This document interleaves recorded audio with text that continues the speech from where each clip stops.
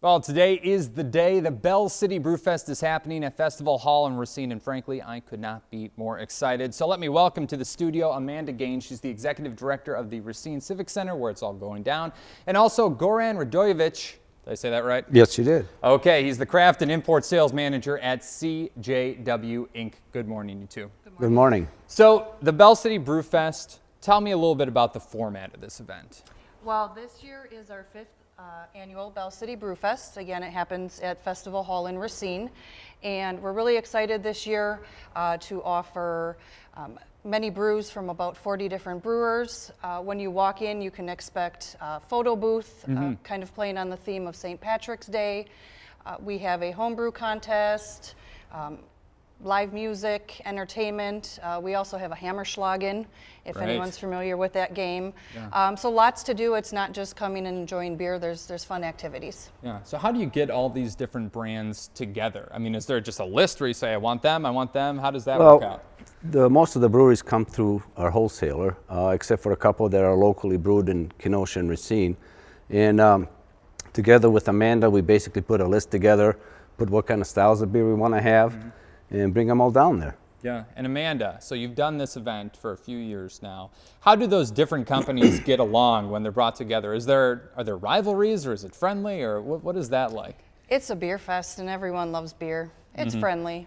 Yeah, we're all just there to have a good time and serve the public, and we haven't had any issues. Yeah, so what's hot, this year? Like even seasonally, we can talk about beer. It being March now, it's 2017. What are people kind of interested in? Well, in the craft beer right now, IPAs have been kind of the hottest style for 2-3 years or more. Yes. And always seasonals are always hot, just because you're always waiting for the next seasonal to come out and see which one's better than the last one. Yeah. So those are kind of two things to look for. And there's other ciders available if people really, prefer to change their taste a little bit too at the event. And I see that we have a few beers here. Yes, we do. And I want to do a little taste test while we're doing this. It seems appropriate. So why don't you choose one for me? Again, it's March. What should I be looking at, on a Saturday morning here? Right. Going into spring, you'll have a lot of My Box, which unfortunately I did not bring from Lakefront, but I will open an IPA for you. That's perfect. Because that is, like I said. Now this is a concern actually that I want to have. Do you two want to join me in this? Absolutely. A little taste test? Okay. So one thing that I have concerns about is, an IPA, when they're so hoppy and you go to a brew fest, does that just destroy your palate? Like, how can you go from, oh, this is an IPA, this is a brown ale, this is this? How do you go between them? You do get palate fatigue after a while, but at every station we'll have buckets of water and dump buckets. Yes. So you can actually, first of all, rinse your glass, and then we'll sell pretzels and other stuff that you can kind of refresh your palate, and that way you start all over with the new product that you're tasting. Okay, so the Lakefront IPA is definitely one that I've had before, but I'm going to do a taste here. So okay. Cheers to that. Cheers. Yep, it's definitely a good IPA. It is absolutely well balanced. It is not too bitter, but you get the hoppiness out of it on the back end especially. Yes. So. Yeah, but again, my concern is if I'm having 10 samples of IPAs in a row, what does that mean for me? Anyways, I'll just be happy to be around friends. Do you think that this is it's going to be a popular event this year? Absolutely. Attendance numbers are already up, and every year we increase that attendance. And one thing that I should mention is proceeds for the event do benefit our Veterans Outreach of Wisconsin program in Racine. So that tends to draw people in. Great. And I actually have event information just in case anybody's interested. This is happening in just a few hours, so let's bring up that graphic. That is the Belle City Brewfest tonight, 1 p.m. to 5 p.m. Festival Hall, that's at 5th Street, Racine. Tickets, $35 today. It's day of. And do you reach capacity, or, how many people are you expecting? Well, the goal is 500. We've already exceeded that, so let's shoot for 8 or 9. That's great. And in your eyes, Yes. as a distributor, the amount of beer and the different kinds that have been brought together in this room, You know, is it something worth going to? Oh, If you- absolutely. I mean, besides the beer, we're going to have a great band there. Belle will be performing over 100 different styles of beer. I mean, you really can't go wrong for that price to attend this festival. Yeah. And there's also a homebrew competition, I hear. Correct. And I Yes, want to there talk is. about that a little bit more coming up after the break. So stay tuned for that. We'll be right back here on Racine and Me.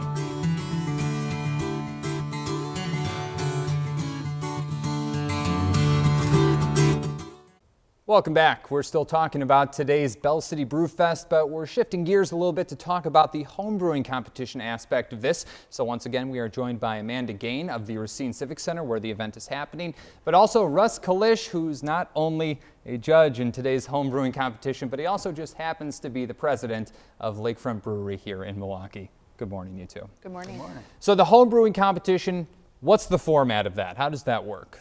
Well, we have local homebrewers that sign up to be in the competition.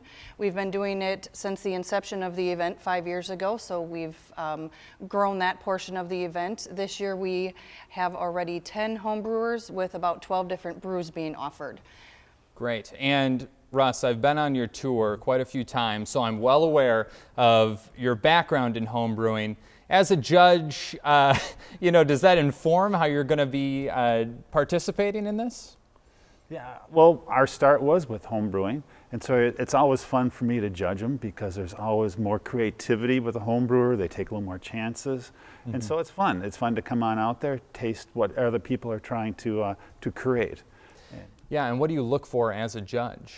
Well, you look at, make sure there's no off flavors or defects. Sometimes you get too much oxygen or spoilage sometimes in the beer, so you get deducted for that. And then you get pluses for creativity with different ingredients that you have. Yeah. So who participates in this? Is it just local people in the community who come in? Everyday local people. And are they intense about it? I mean, do you have people who normally have won in the past, or what's that like? It is a very fierce competition. Yeah. Yes. They take it very seriously, and it's great every year. So I know that bragging rights are important, but is there any other benefit to, you know, winning the competition? Yes. Tell If me you about win it. We brew that beer. You do. Yes. We brew Meaning it here. Lakefront Brewery. Lakefront Brewery brews your batch of beer and is distributed by then CJW at the bars around Racine and Kenosha. So that seems like a huge opportunity.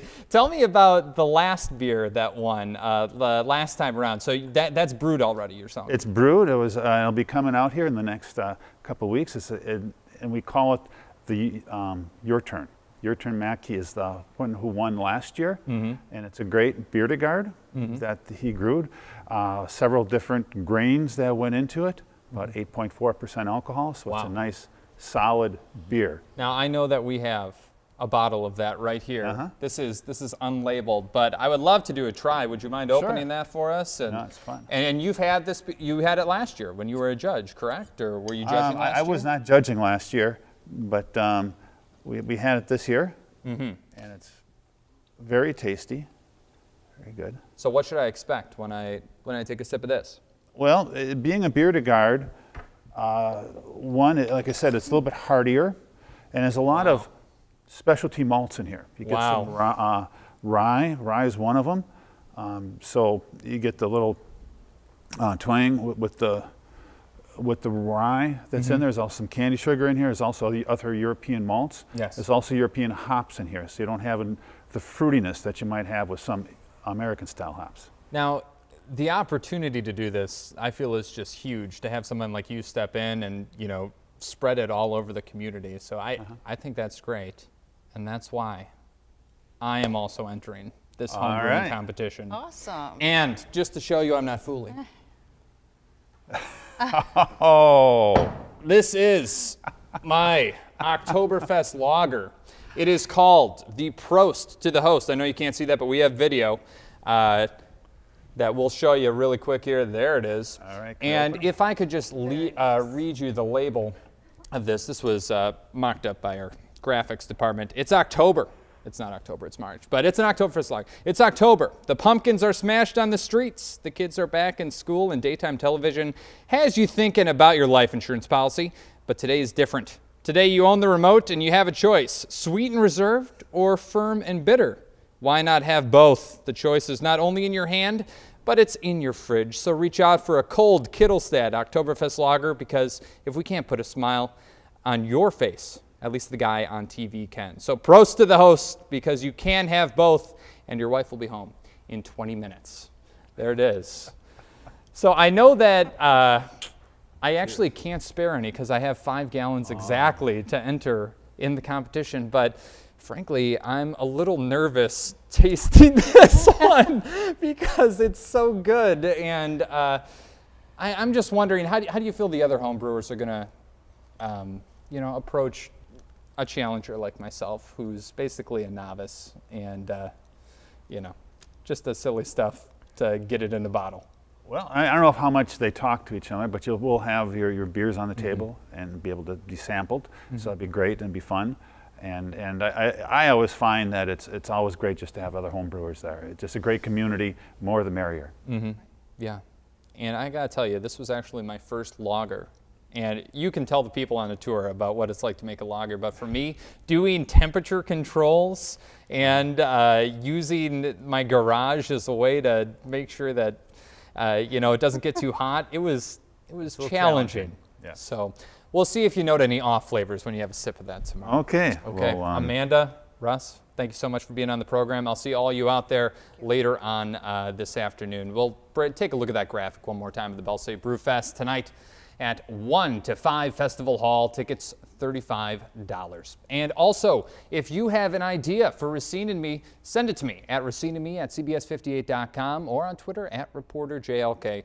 I would love to hear from you and get that story on our show. So from all of us here at Racine and Me, make sure that you join us same Racine time, same Racine channel for another exciting edition of this show, Racine and Me, Jacob Kittilstad.